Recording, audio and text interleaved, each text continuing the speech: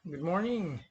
Uh, this is our PV solar installation, no, in Mabulo, Cebu, by Switch Green Energy Corporation. No, it's a not so big na installation, 15 kilowatt battery siya using a 12 kilowatt inverter.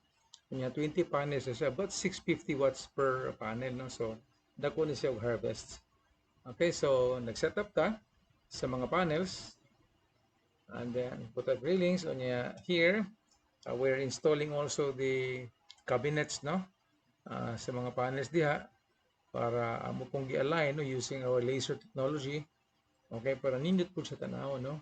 It just happened nga nga atong area sa atong kliyente not so bad, so nag-extra bonus mi sa ila, nag-repaint gid mi, so we painted the walls para nindot po tanaw, no, na makita po nato og dunay mga leaking, dunay mga water diya nga ga leak na sa may nila. Okay? But among gi-check daan, wala man gid siya leaking, no? Notice pa nimo kadto mga agi sa mga marks na, so water marks. So we're good. Yeah. What we're using now is katong mga warag pusil na to nga pang kuan, no? Pang bolt, so paspas kaya nga atong trabaho. Okay? Yeah. Kini po siya mo ni sa nga atong control good nga switchboard, no? Naadinita na ng atong automatic transfer switch, no, and other mga switch din na to make sure lang nga safe ang atong system. Unya kani gud siya is kuan man hybrid man ang atong installation, so doon na tayo ATS, no, automatic transfer switch install.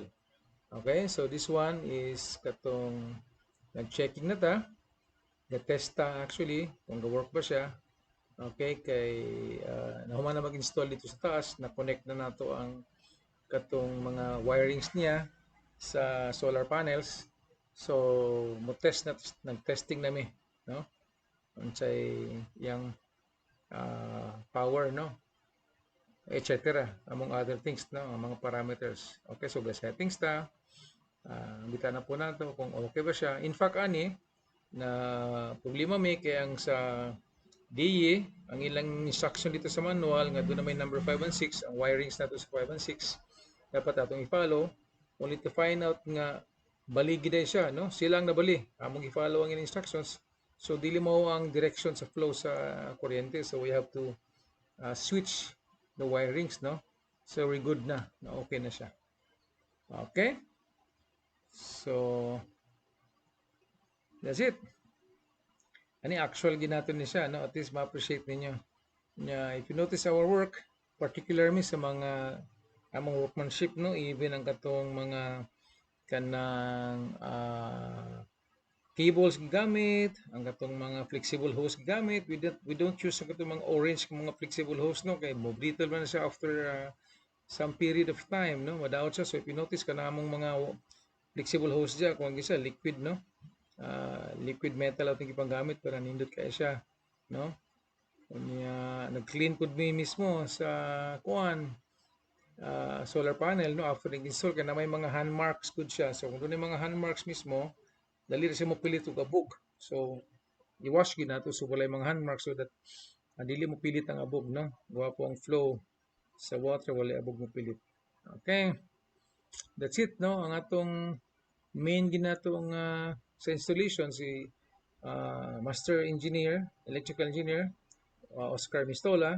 Kanya nag-study sa Australia, no? So, Australian trained po din siya gapon dito sa atong technology. Okay? At the same time, pag actual po niya nga masteral, kuha po siya, eskwela po siya sa TESDA mismo, no? Para mura po tag electrician. Para pag-install mismo, kabaw po siya, not just the concept pa. Okay.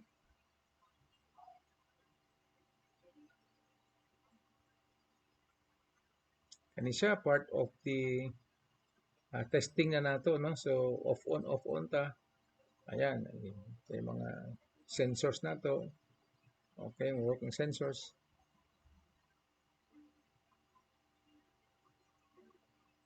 And that's it. I'll show you some pictures, no?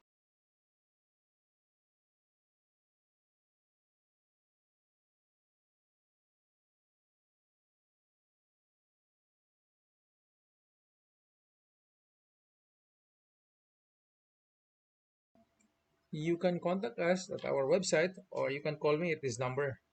Okay, Ed. Thank you.